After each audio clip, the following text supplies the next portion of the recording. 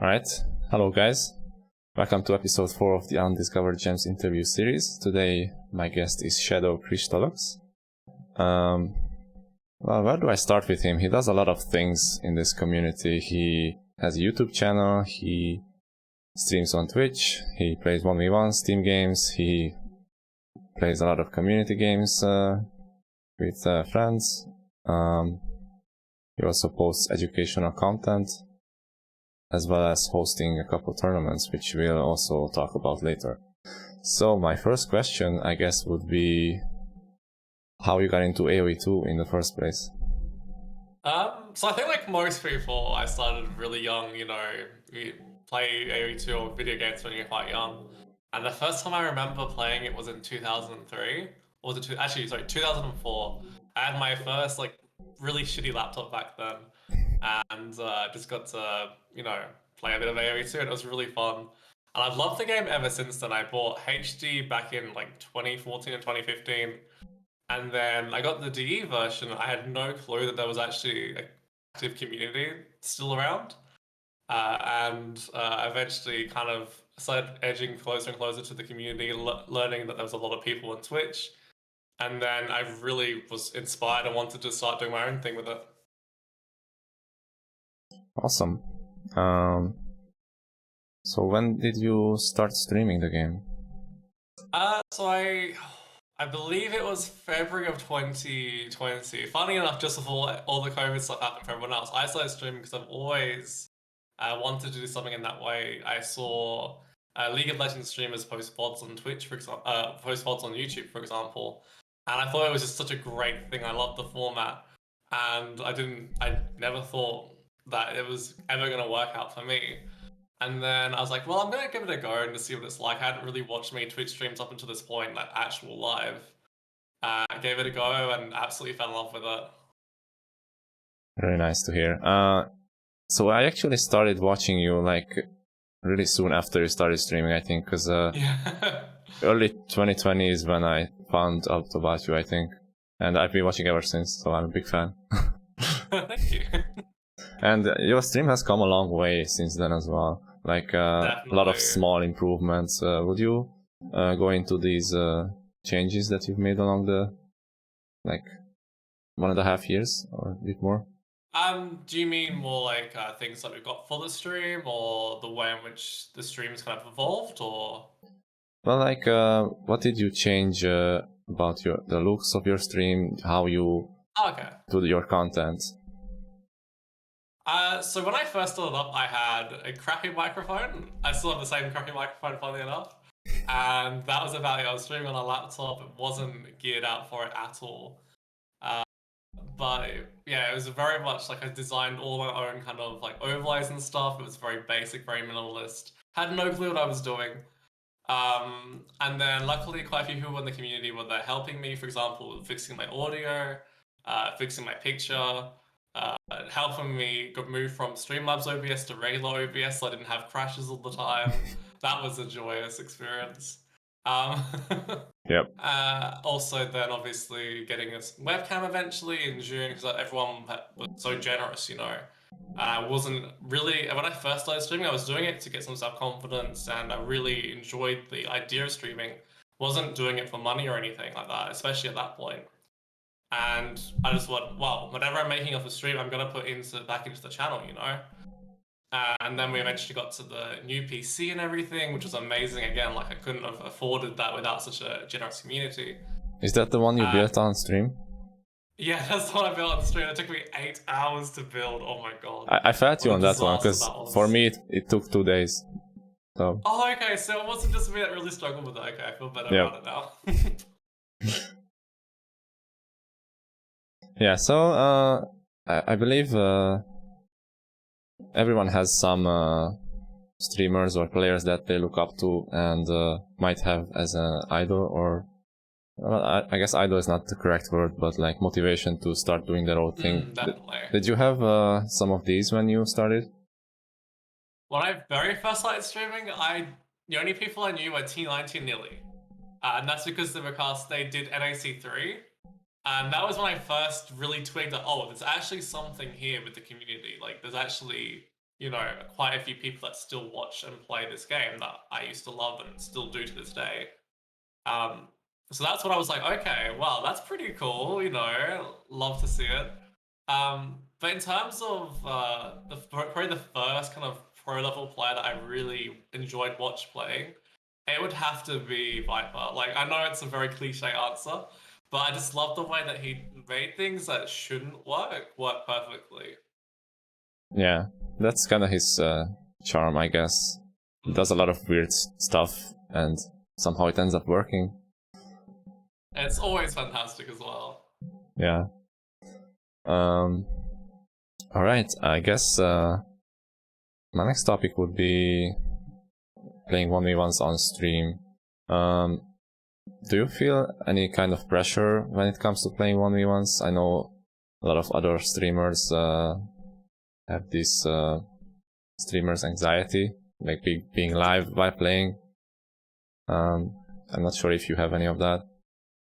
I would say to some level, like I personally really enjoy 1v1s, otherwise I wouldn't play them. I'm one of those people that if I'm not enjoying something, I will resign quite early. Like people have probably seen it.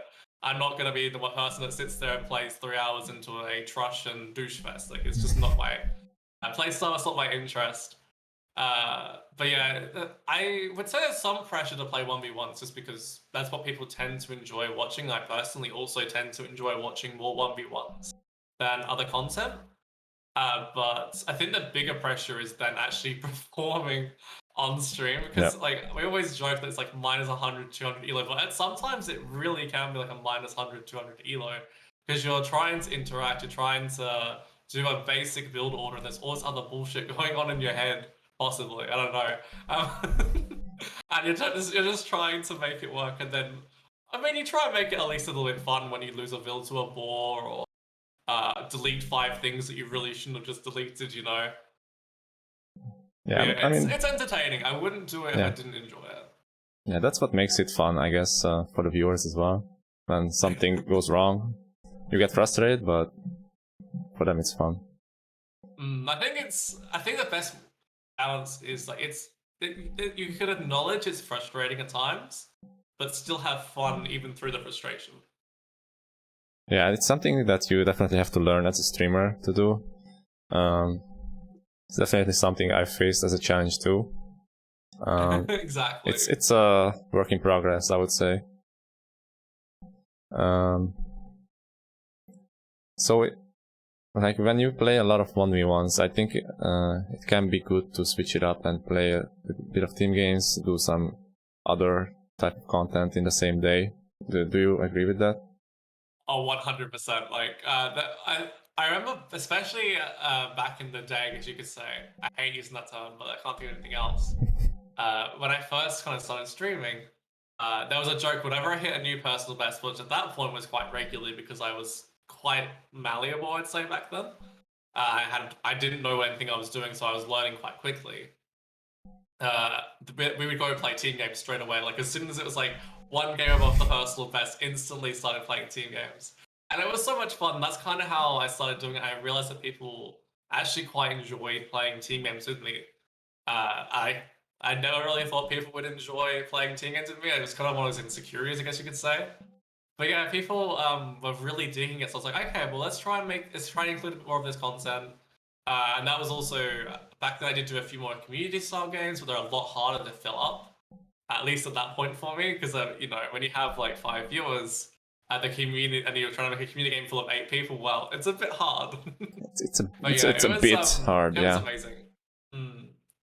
Yeah, it's a bit hard to get started on that, but it definitely helps to like build a community that will keep coming back to you and make friends. Indeed, I think that's the big thing. Like, I think it's one thing to stream for whatever other reasons that you may have. It's another thing to stream to then make friends, to then make contacts. Even like making a. I guess it's hard to put it in the right word. Like when you make a friend with another streamer, like sometimes it'll be like more of an acquaintance style relationship. Sometimes it'll actually be a little bit more, where you actually are quite close to that person. And then also beyond that, then each individual viewer can also be quite close in many different ways. There are so many people in my community that I feel quite close to. And it feels surreal, honestly, because, again, I would never have thought that this is an actual thing. Right. Actually, now there's something popped in in my mind. There was a topic on AOE Zone about streamers' personas. I think it was something along those lines, and I think I know the answer to this one. But would you say your streamer persona reflects your actual personality? Funny enough, I think that it actually is more me than I had to be in most situations in real life. Like, this may sound a little bit sad to some people, but I feel like in real life I'm a bit awkward and a little bit shy, uh, and a little bit reserved because people kind of judge me up front, unfortunately, and I feel like I kind of feel that pressure to then try and fit in and be different. Whereas on stream, I don't really have that pressure. I can just be me. And I feel like people kind of respond to that because I'm not trying to be this perfect person. I'm not trying to be this, I guess you could say, model or idol for other people. I'm just being me. I'm just enjoying myself. I'm just trying to bring a community some fun, you know. Especially through all this dark period, I don't want to really get too far into it, but we all know that COVID's not been great for most of us. And I felt like that was a really positive thing on my life and other people's life as well, being able to bring that few hours of reprieve almost through a dark period. And again, the whole thing was that I wasn't having to pretend to be someone I'm not, which actually made going back to work and having to be that kind of perfect model citizen really difficult because I just could not live up to that standard I was trying to set myself and other people were setting me. Yeah, definitely can relate to that. So it can be a good outlet to just be on stream and not care, because when this is not your job, it doesn't. I guess it doesn't really matter if you try to be the perfect streamer or not, whatever that means. You can define it in many different ways as well. Definitely. But there is no pressure to really be anything, and you can just make it whatever you like. And then even since I have started doing it at least full time and in its own capacity, it hasn't changed it for me. Like, some people say they don't want to do like make a hobby into a job, you know. But for me, it's such an enjoyable profession, I guess you could call it, or hobby, whatever people want to call it. It is like I never feel like I'm under more pressure than I'm putting on myself, which is still quite a bit, but it's I don't feel obligated to stream just because people are expecting me to stream, you know. I feel obligation to myself to keep up the work that I'm doing because I enjoy it, and that's the difference, I think, between this and most other sorts of jobs I found in the real world. Yeah, I think it makes a big difference if you are actually enjoying what you're doing for this many hours a week. It's Definitely. It's day and night difference, and it's really much easier to avoid burnout as well if you actually don't hate or dislike what you're doing. Don't hate, don't entirely dislike, you know. Yeah. Work in hospitality was the worst.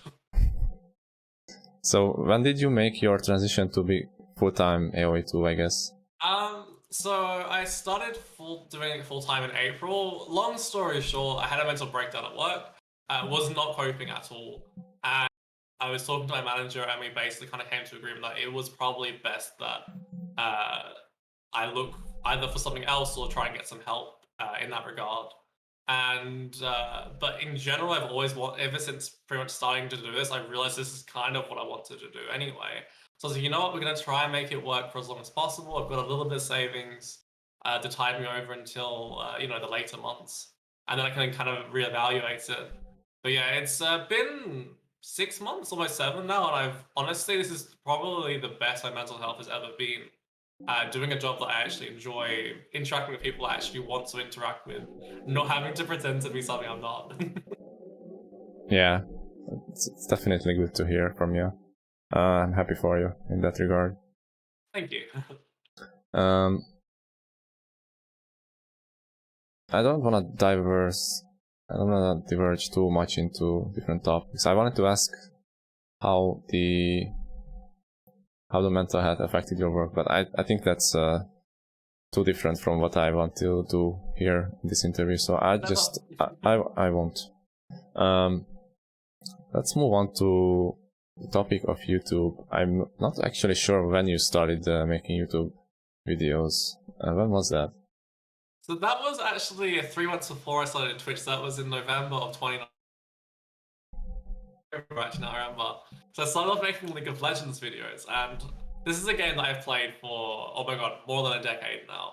I love League of Legends as a game, but the community was super, super toxic, and it got really exhausting just kind of being in that cesspool of toxicity so regularly. But I started off making League of Legends videos. I still really enjoy making them from time to time, and there are still quite a few amazing people in that community. But then, as soon as Age of Empires 2 Definitive Edition came out, I wanted to make a playthrough of the campaign. So I've always been a massive campaign nerd in Age of Empires and all those sorts of RTS games. And I thought, well, no one else is going to play it because this community's not there, you know. Lo and behold, then I found that actually there's a lot of people interested in it. So it started with campaigns, and how did you get the idea to add other types of content for YouTube? Like, I know you have made some build orders, some educational videos, some how to improve past a certain level stuff. So it would have been in probably February or March of 2020, I believe. And I kind of went, you know what? Like, as much as I love doing the campaigns, I still to this day I could play campaigns and just be happy with the rest of my AOE2 life. Like, that's just the way I'm kind of built. But I kind of realized that there was so much I was missing out on. And one of the fastest ways for me to improve back then was to work out what I was doing and then try and make it into some sort of educational content. Like back then, like I'm talking February, March of last year, yeah, I didn't know build orders. Like the best thing I knew how to do was the Art of War gold tutorial thing with the booming and the fast feudal. And even that's not, you know, great. It's just a very basic It's not a lot, yeah. So like one of the best ways for me to learn what I was trying to teach myself and other people teaching me, because I had a lot of people with helping me, coaching me and whatnot as well, I have to admit. Like the best way to do that was to put that in content, whether that be making a build order, whether that be making a that series, the 1K to 1K4, because I felt like there was a massive gap where there's a lot of high-level players that are making content for kind of mid-level players. And I think it's very helpful as a starting point, but I don't think it goes into depth of what each player in that lower elo needs to improve on. Whereas I feel like that kind of touched on each area that I has personally improved on. I think a lot of people got value out of it because they're able to see it from a perspective of someone who's, yes, I've improved, but I'm not improved to the point where it's, like 5 years ago or 2 years ago, I've just improved. Yeah, there are so many small nuances that you can talk about in this game. So many different topics that can be explained in much detail, and it's really easy to get lost in these details, especially when some players are trying to learn. They ask a question and the answer is, it depends, you know? It depends. I was gonna say, like, that is the worst. Like, if you say it depends, you have to have a follow-up. That is my rule. You have to have a follow-up. If you say it depends, there is an option between many different options, and you need to give examples. That's one of the things that grinds my gears, is the word it depends. Yeah. Well, I guess both sides are a bit at fault, because to get a good answer, you have to ask a good question, I think. True. Like, you can't just ask... Especially if it's a very broad question. Yeah, just like, I played Britons versus students today. What should I have done? And that's a really tough question to answer, because there's like 1,000 different things. What was your map like? Yeah. Yeah. So, which one was your favorite video to make, if there's one? Oh. Okay, League of Legends more specifically, I absolutely love making my favorite League of Legends quotes for every year. That for me is very cathartic, it's very enjoyable. And very similarly, probably my favorite Age of Empires one was actually one where I put my favorite Age of Empires quotes in. I know it's maybe not the most exciting one for everyone, but like for me, like working with quotes and stuff and audio files and stuff, for some reason that's one of my favorite things to do, and that can make the video all pretty. And I did also make an AoE 2DE all 105 taunts, and I edited 105 clips together of different things, and that was again really fun. Just like as much as I do enjoy the sort of educational content from time to time and the build orders, those sorts of videos where I can just pour my heart and soul into, I really do enjoy. Yeah, as well as the tier lists about various things you've made. Those were really interesting as well. I enjoy those. The thing is that I haven't always enjoyed the responses to those.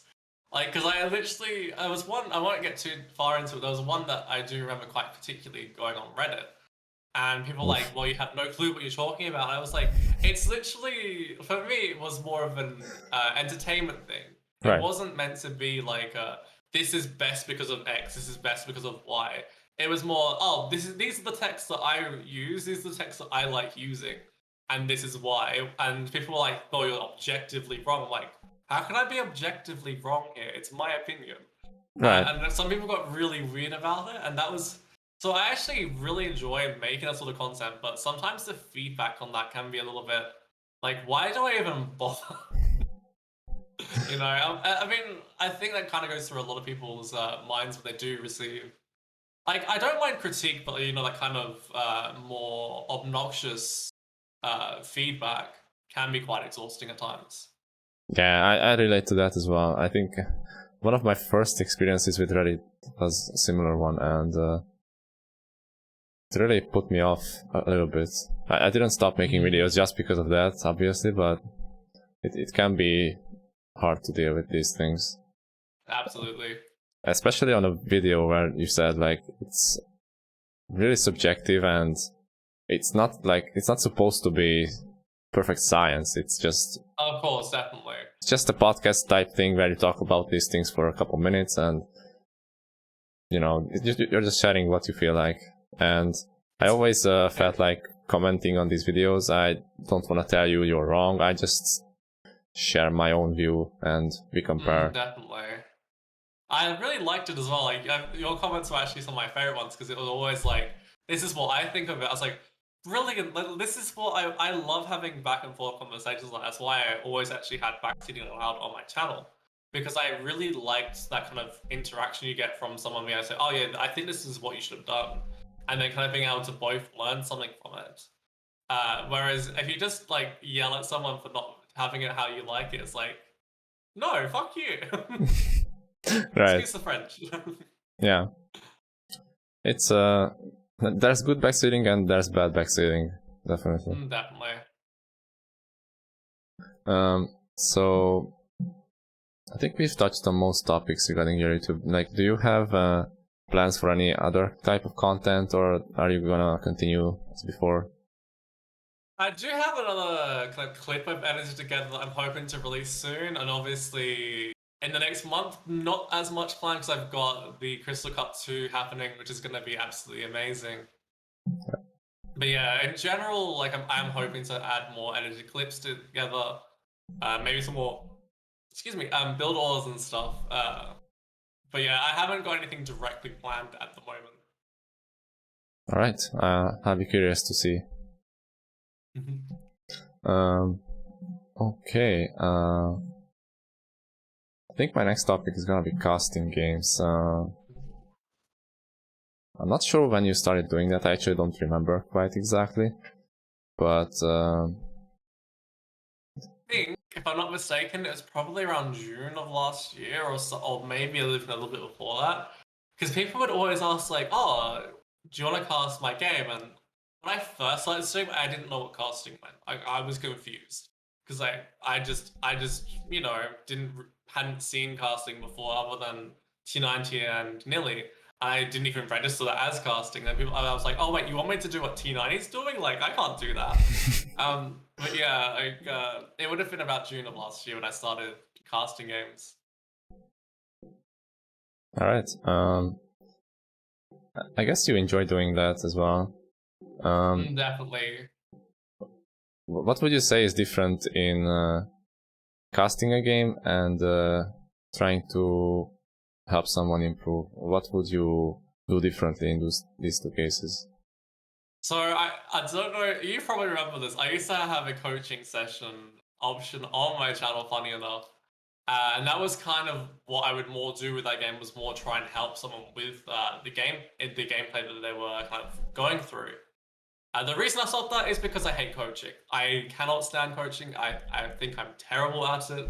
It is not my. I think I'm quite helpful in terms of being able to identify something that's going wrong in your gameplay and then kind of actioning it a little bit. And that's more of that kind of that making video kind of content for it. But in terms of coaching, and the thing I very much dislike about it is uh, you almost have to see the other player get results for you to know if you've succeeded or not, and you can't always you don't always see those results if you've tried helping someone.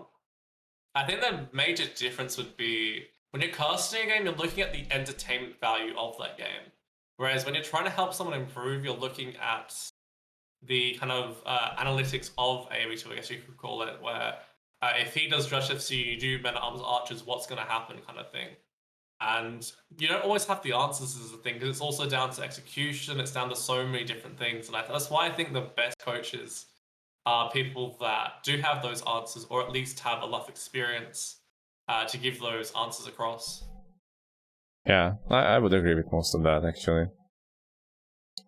Casting is mostly about entertainment, and actually there are a lot of different types of casters now in the AoE2 scene. So many people have picked up. T90, very much entertainment. I think Nilly does. Honestly, I must admit, Nilly's probably my favorite caster. No offense to anybody else, just because I think he brings the entertainment value, but with that nice little bit of analytics as well, where it's just the nice middle ground between kind of entertainment casting and analytical casting or coaching, for example. Yeah.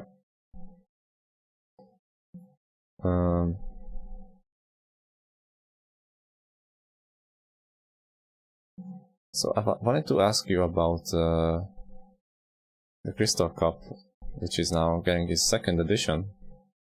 So congrats on that one. Thank you. Looking forward to participating in that one too. I think the first one was a lot of fun, and I also asked Zabius about it in the interview I had with him. So I'd like to hear your share of the story with the first edition. Well, the first edition was definitely stressful. I will not sugarcoat it. I don't know. I can't remember what Zab said about it. I don't actually remember exactly what I said about it. But he was working super hard at the same time as well. I was also doing pretty much not full-time hours, but quite a lot in terms of part-time hours at my own job. We were both working jobs. They had this tournament to do, and we'd both never hosted a tournament before. And we were using all these different systems we'd never used before, and trying to learn everything. And it was a good experience. I very much enjoyed hosting with Zab, especially because he's fantastic. I have nothing bad to say about Zab. He's helped me so much on the channel over the years, or over the last 2 years. And it's just, oh my god, the stress of trying to get everything done and trying to get all the adminning stuff done was quite a bit. We both admitted that we would have wished that we had got extra help in and other admins to kind of help us, because we were spending hours and hours and hours on this, and we were casting every single game at that point. I think in this edition, now that we've kind of had that experience, I'm able to see what kind of worked, what didn't work as well. I've had a lot of suggestions from the admins on Crystal Cup 2 as well, which also includes Zab as well. And it's been really helpful being able to see what we can improve on this time. For example, we're not going to be casting every single game from the first 2 rounds, because it just wasn't feasible, There's way too many games. Yeah. But we can now focus on the ones that do get that spotlight a little bit more, have a little bit more energy for them, and really kind of showcase the best of what this tournament can bring. Yeah, I think you guys done a terrific job. Like being just the two of you in the first one, it's a lot, especially with casting every single game. That's definitely not a task I would have tried to do myself, because it's too much time. And despite that, you guys did everything, and I'm really proud of you. Oh, thank you. I think it was a great experience. Like, and the reason I wanted to hold off for a little bit, especially, was because I felt like at the time I didn't feel like I did a good enough job on it. Looking back, I now can kind of recognize that yes, things could have been done better, especially with my end. But now I have the experience. It's not like it's my first tournament, you know. Learning all these different systems, and now it's I can now look back and it was a really positive experience rather than just I guess you could call it regular positive experience, because it was positive at the time still. Yeah, I think you have nothing to worry about in that regard, because this is not like a $50,000 tournament, you know. It's not that much pressure. I wish. Yeah. Can you imagine hosting a $50,000 tournament? That would be amazing. So, like, despite being a smaller community event, I guess it's the professionalism level was still very high, in my opinion. That was what we were aiming for. Yeah. So, how many guys will you have for the second edition for admin work now? In terms of people participating, or like how many admins will you have? Oh, sorry.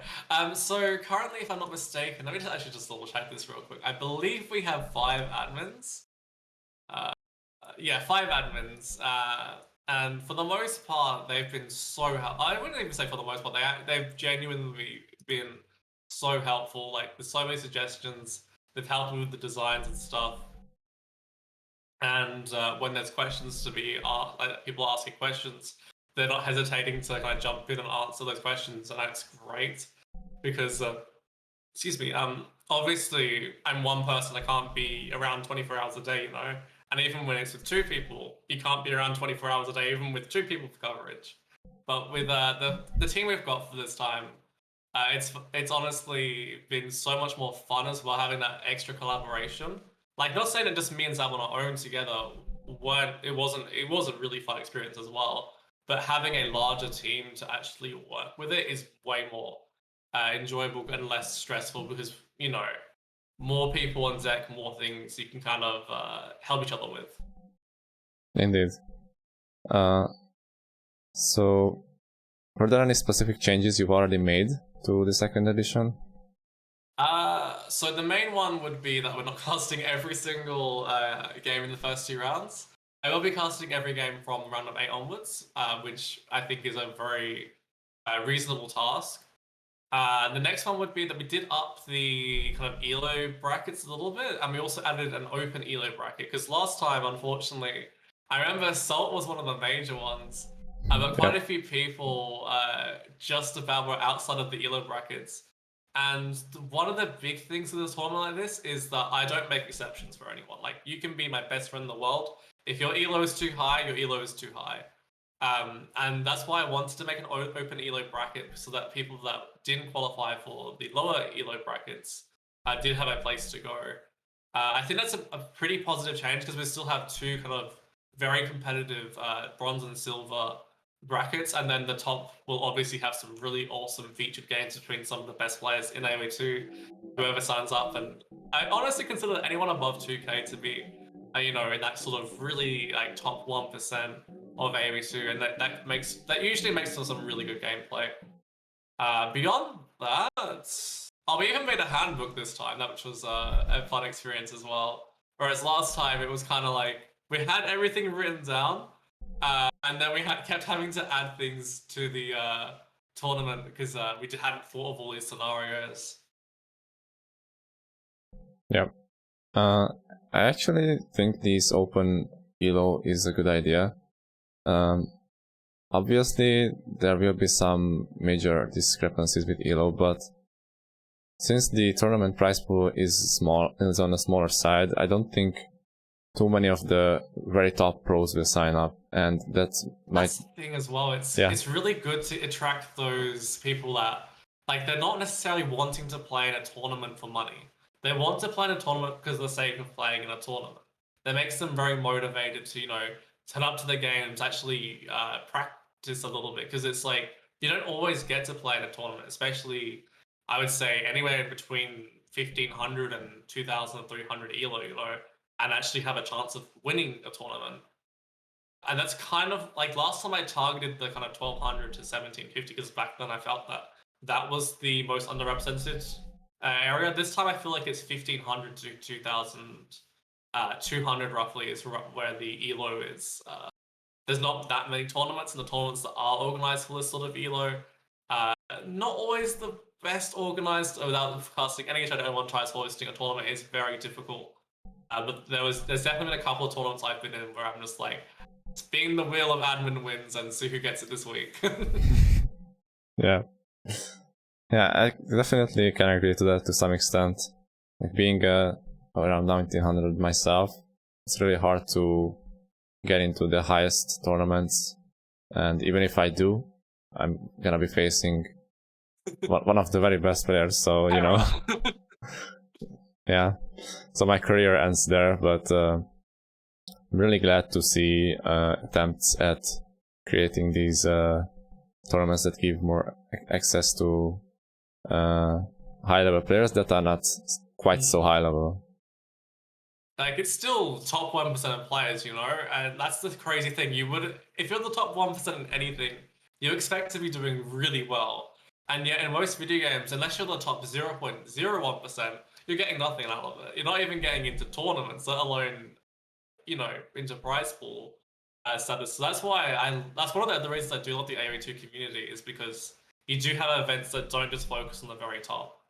And that's kind of one of the other reasons I did want to eventually do Crystal Cup 2. Yeah. Glad to hear it.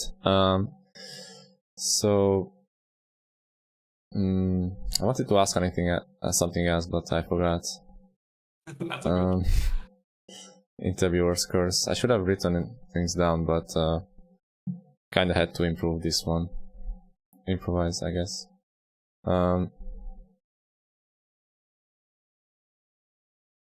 So, who came up with the map pool for the tournament? I'm not gonna lie, I did do everything to do with the map pool. Originally, I even had Ghost Lake, but I was making the rules way too wordy.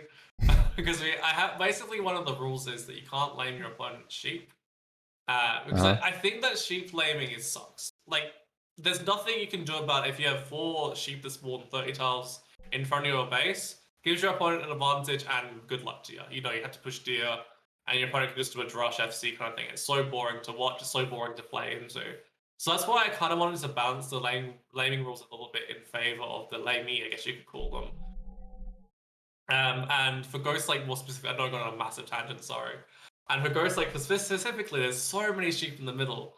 So that's one of the reasons I got rid of Ghost Lake from the map pool. But yeah, I came up with the map pool based on 3 things. One was entertainment value. So that was just a couple of maps thrown in there that I haven't seen played before. I think will be fun to watch. For example, that's Enclosed. I thought that would be fantastic because it seems deceptively closed off. But then if you're playing in an RM way, well, there's all the golden berries on the outside perimeter. And I thought that would be excellent in a tournament setting. And Bog Islands for entertainment. Other ones were something more kind of, I guess you could call them competitive maps, which are kind of Arena, Serengeti, ones where there's kind of established metas, established gameplay. And the other one was kind of more off-meta maps. For example, I don't know if you'd call it off-meta, but islands for me, like and Baltic, a lot of people kind of avoid playing them. And I really enjoy playing in these myself. I really enjoy seeing them played. So I think that they may not necessarily be like your, Arabia, Arena, Runestones, Nomad, I guess you could include as well. But they are still amazing maps to play and learn. And that was kind of the route I wanted to go with this map pool. Nice. I think you've done a good job. I've seen like pretty much everything that you could ask for in a map pool. There's no That's good. None of the big names left out. I think the only area I did neglect was nomadic maps. I won't lie, I don't personally enjoy playing on nomadic maps. I was thinking of adding nomad. The problem is that I find that it can be very RNG heavy. Like if you have a really good spawn point with your three villages and your opponent has an absolutely garbage one, it just feels like the game's over so quickly. In Nomad, whereas in a lot of other maps, at least you start with standard res, you start with standard. You have an expectation of how the map can play out, and you can prepare for it as according. Yeah. I'm not a nomad expert, but I think that's mostly true. It's hard to come back when you've got that shit hand. Definitely. And it's not that interesting to cast such games either, because it's over very early, and you just have to talk about something for another 20 minutes. You see the bird in the sky. Oh, look at it majestically fly. Yeah. Definitely been a few times where you just have to point something out and kind of have a bit of fun with it in that way. And there's only so long you can do that.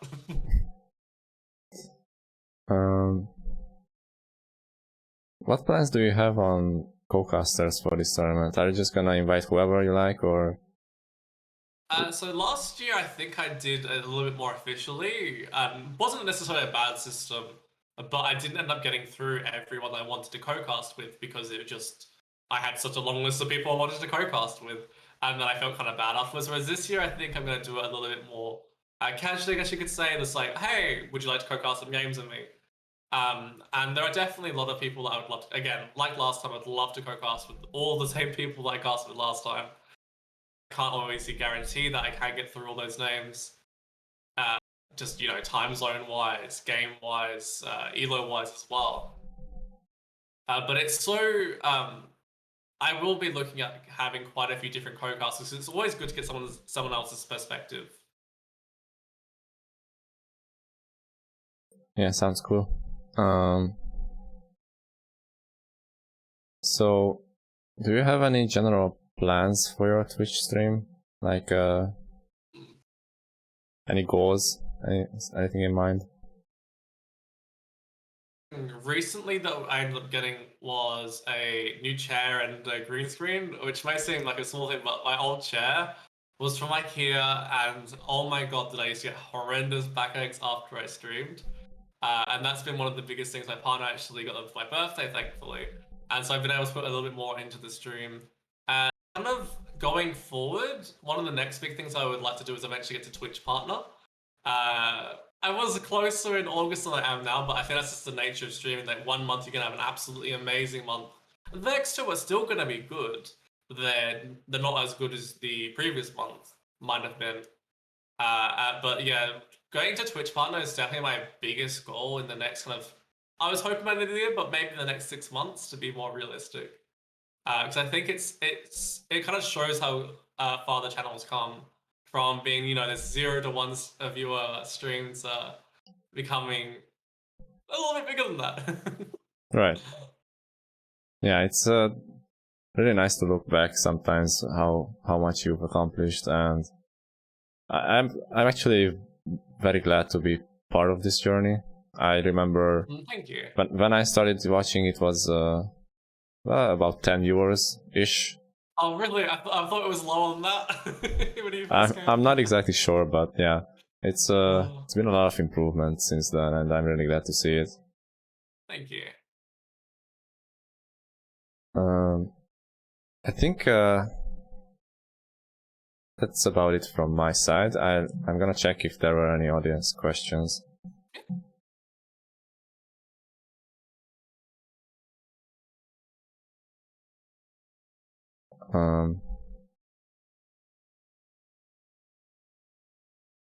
The 6HU8B asked, which one of you is the highest rated player in your home country?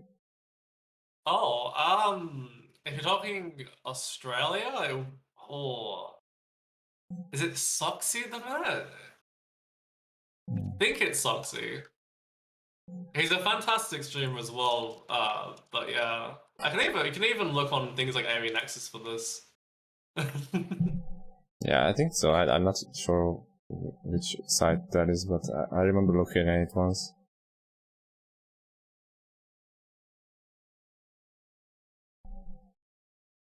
Yeah, unfortunately, in terms of esports, Australia doesn't tend to do the best. I'm not sure what it is, but we don't have bad players over here. We just don't tend to ever make it to the top 100 or top 50 of anything, pretty much.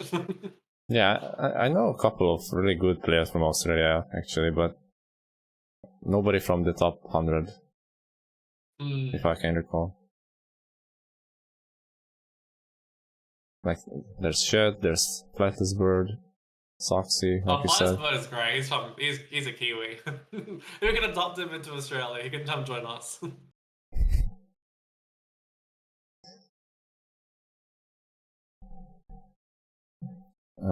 I think that was the only question we had, but if any of you guys wanna ask Shadow something, feel free to do that. We'll be here for a couple more minutes. Now's the time. And now's your chance. If you don't, you'll miss it forever. I won't answer any questions in the next 6 months of the stream. Yeah, you know it. Probably because of internet speed. What? Oh, in terms of why Australians don't do so well in tournaments and stuff. Oh. It's not necessarily unfair. Up until the last year or so, or maybe two, I'll give them credit, maybe 2 or 3 years, the internet in Australia has been pretty shocking. It can be really annoying to deal with. Like, you're completely helpless. Alien asked, karaoke stream 1. Well, originally I had the sub goal at 200 subs on do a karaoke stream for 24 hours. I actually took the karaoke part away for the moment because no one really seemed interested in it. But I wouldn't rule it out on doing it on the 24-hour stream. There was a sufficient number of people that wanted to hear my terrible singing. Well, let me just say that's something I will never ever do. So I can't blame you. I cannot blame you. Yeah. I think the funny thing was, so back in, it would have been June or July of last year, people were saying, karaoke stream when, karaoke stream when. And I picked a number off the top, I was like, 500 subs. And then everyone was like, what? I was like, I'm joking, like, I'm not gonna do it, but like, if you get me to 500 subs, I'll sing you whatever you like. Yeah, there's a price. It's not cheap, but there's a price for it. If you pay. Exactly, and then people really wanted it at the time. I was like, okay, you know what? We'll put it at 200 subs. It's still like a really ridiculous sub goal for the time. But if you guys really ever want to hear me sing and we're ever close, like, that is the number I'll set it for it.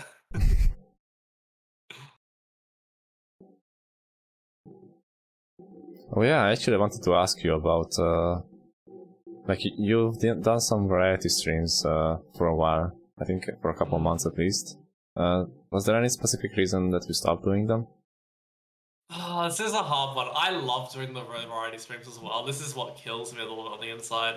The problem with variety is that it can sort of kill your channel a little bit. It's very difficult to make people who are interested in 1, maybe 2, or even 3 or 4 games interested in a variety stream. I think I'm not gonna sit here and say it did terribly. It didn't do terribly all the time, but just in terms of pure numbers, it wasn't doing that great compared to the rest of the week. And people were coming to the channel expecting AoE when there was no AoE. I would love to eventually add a little bit more variety back onto the channel.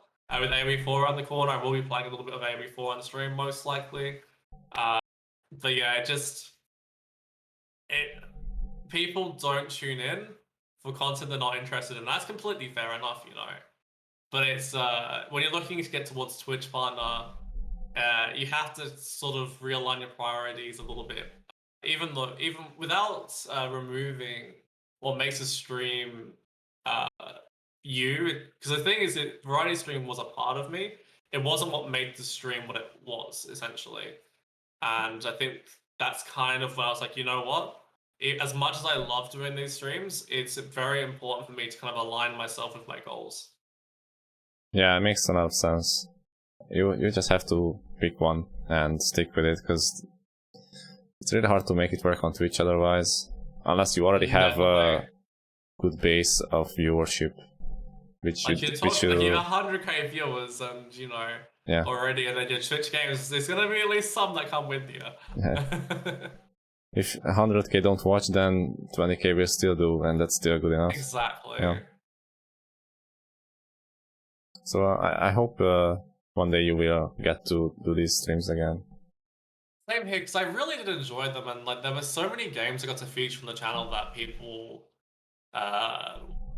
they enjoyed watching as well. Like, even though I would say most people that watch AoE2 are interested in AoE2, AoE2, AoE2, and maybe one of the game. And that goes to me as well, to be honest. Like, I watch 2 games on, or maybe 3 games on Twitch. I watch AoE2, Digimon World 1, and Digimon World 3. Like, I have, I would say, quite limited and narrow interests as well. But yeah, it's I think that the variety streams kind of did bring a lot to people that were like, they were kind of in the community for AoE2, but they weren't like, I guess you call like the hardcore player base, you know? The part of the reason I did them as well was that it kind of allowed people that were interested in AoE2 but not necessarily playing it every day like quite a lot of us do, a little bit of a reprieve from it. Yep. Alien said, I watch a stream for the people and the interactions with everyone. I don't really mind the game being played, and yeah, that's really commendable. I just don't think that many people are like that. I also like to tune into people's streams when I don't even know the game, but I know the person really well. It's just not the same for everyone, I guess. I kind of get it as well, because I would say that I do tune in for the person most of the time. But if there's a game I personally do not enjoy watching in the slightest, as to say, for example, the best one would be GTA 5. I'm sorry, I have zero interest in the game. I can't follow it. So I can understand also there kind of being a limit where that person is so far. And even though you might absolutely adore watching this person, they're playing a game that it is like watching paint dry, even if the person's interactions are still great. Yeah, it's definitely understandable. There are games that I can't really get involved in either. I think it's normal. What games would that be for you? Well, let's see. I don't really watch a lot of FPS games. I did play them in the past, but watching them is not really interesting for me. I don't know why. I guess it's it became one of those things for me where I like playing with friends, but it's part of the reason I play to begin with, to spend time with my online friends. Definitely. And playing alone or watching some stream where guys tryharding is not that interesting to me. Especially if it's like, I guess you could say it's the same thing in AoE2, but you have people that like, there are different types of streamers on AoE2. There's kind of your all entertainment ones. There's the ones that, you know, full try hard, may not be as interactive. That's completely fine, by the way. This isn't to separate them into different tiers or anything. You have people that have different effects and stuff, you know, on the stream, so it's a little bit more kind of OBS related, for example, graph. And there's like, you know, there's so many different groups of people that are doing different things with AoE2. That's kind of why I love the community as well, as you have like different balances for everyone. I would say personally for me, my channel kind of focuses more on the entertainment side of things, but also at improving as well. And that's kind of I would have said up until recently, I didn't know where I fit in the AoE2 community, whereas nowadays I feel like I know where I kind of am. Yeah, I have to agree on the part where you said there's so many different types of content in AoE2 scene, and it's really beautiful to see. You will always find something that you like to watch, and despite that, there are still some gaps that can be filled in. I think especially in the YouTube scene. And Facebook gaming. Yeah. Like, there are a lot of topics that hasn't been extensively covered in YouTube videos, and that's actually part of the reason why I started my own channel, to try to make these videos, because I have a lot of good ideas for these types of topics. I think you're really good with the builds as well. Like, I know you talk beyond the builds as well, which I love those videos as well, but you have a very concise way of explaining a build order that I cannot get there yet. Like your videos, like I think it was 3 minutes the other day with the Malay Man at Arms Build Order. It was start to finish and you were done. And it was like, and I actually felt like I can't execute it for shit, but I feel like I actually understand the premise of the build. And so I really actually like your content on that regard. Thank you. Yeah, I try to make it short and concise if it fits the video's theme. I obviously made some longer videos as well, but I find that shorter content on YouTube is in general more accessible to most people. Like, I already follow a lot of channels on YouTube, not just in AoE 2, and when I have like 10 minutes to watch a video, I might just choose 3 that are 3 minutes long and from different channels than one of the longer ones. I watch most videos in 1.5 or 1.75 speed because like I don't have all day to get to the point. So like if I ever watch a video in 1 or 1.25 speed, you have made really good content. Right. Yeah, and it's another tough part is that actually writing a script, recording the audio, editing absolutely. it together is a lot of work, and the end result is 3 minutes video. You know, it's like there have been videos that I think the biggest example of this would be the 105 AoE2 taunts one. That video, if I'm not mistaken, from start to finish, everything including thumbnails. I hate doing thumbnails. Oh my god, I can tell you, I could run over them for days. But from start to finish, that video probably took me 60, maybe 70 hours of work, and that's probably on the low end. And all that for I think it was like 8-9 minutes, maybe 10. Well, maybe was it even 10? I think it was like between 7 and 10 minutes. And it's crazy when you think of how many hours it takes to produce even passable content, let alone good content. Yeah. But that's YouTube videos for you. If anyone one of you wants to try, this is what awaits you. So basically, what me and Dave are saying is, unless you're doing this and you're actually enjoying it, it's not worth it.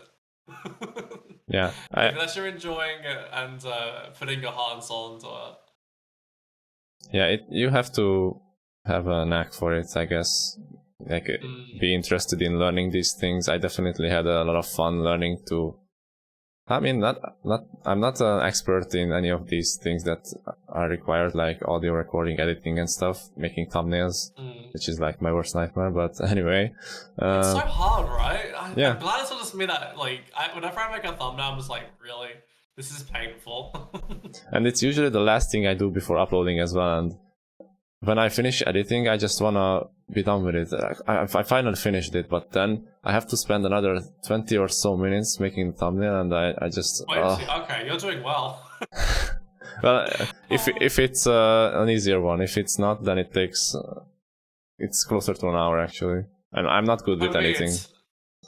For me, it's 10 minutes to find the images I want to use. Half an hour to get over the mental block of actually not wanting to do it. Another half an hour. Nah, I'm kidding. But yeah, it's I think it almost puts you off making more YouTube content.